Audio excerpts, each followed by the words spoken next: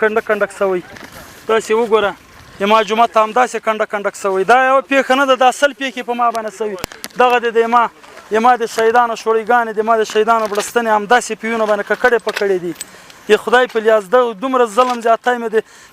د هیڅ چا سره نه دلی چې له موږ سره یې وکړو دغه نه وګوره دغه دا چرې وګوره لکه پرون چې روسانو او امریکایانو د افغانانو هرمېش ځای او عبادت خونې په ویجاړولو لاس پورې کړی و نن کټ مټ هماغه لوبه ده خو نن یو بل لوری دی چې ظاهرا د اسلامي ارزښتونو د مشارکت دعوه لري خو عملي کړه وړی د پروني دښمن په څیر دي د دوه ورونو او یو تره زوی د شهیدېدو ترخه کیسه دا د شنبې په شپه د پاکستاني پوځ هغه وحشت دی چې یو شمېر کوچیانو ته یې مرګ ژوبله اړولې ده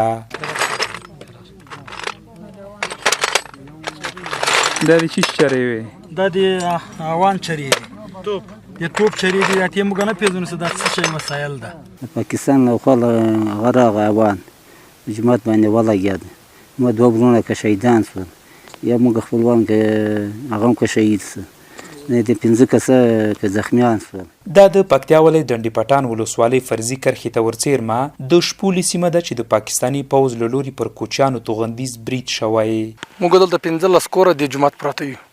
بیا د سحر جام هم چې وکړه د پاکستان لخوا یو اوان راغی شپږ نیمې بجې وې 3 شهیدان یې وکړې موږ 15 زخمیان وکړه او دغه ټوټې مو سم راټولې کړې دغه وینې له دې نه وړې ټوټې دي اطراف کې اوس هم پرتې دي د شهیدانو د کورنۍ په خبره دوی بې ګناه په نښه شوي او د عدالت غوښتنه کوي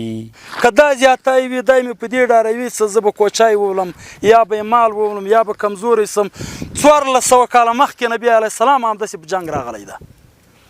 1400 کاله مخکې زه هم دا دین ګټم دا جومات په بیا جوړوم دا جومات په جوړوم او زه به دغه قرآن شریف ختم کوم دغه ملا مې په 10,000 د هجرت دپاره ورته نیولی او زه به یې دی راولم دوی وایي دښمن دې دا نه وایي چې افغانان به په دغو بریدونو وډار کړي او یا د سیمه به ورته پرېږدي هغوی زیاتوي چې د نظام ملاتړ لپاره هر ډول قربانۍ او ځواب ورکولو ته چمتو دي نه دا کوچنی پیغام دغه کې موږ وړکي لوی سوي افغانستان به دې زده کړه د افغانستان وکړي جنګ تربیه دی لغه ځای وکي دغه موږ نشي ډارولای که 15 نور شهیدان کې موږ په دغه نشي ډارولای خو ډیر ظلم زیاتی د عوام سره د عوام سره دا په داسې حال کې ده چې د اسلامي امارت د دفاع وزارت وایند ویلي وو د افغانستان پولیساتو له لوري په انتقامي بریدونو کې د فرضي کرښې هغې غاړې شریرو عناصرو پر پټنځایونو برید کړی چې په ترڅ کې 19 پوځیان او شرخوښې وژل شوي دي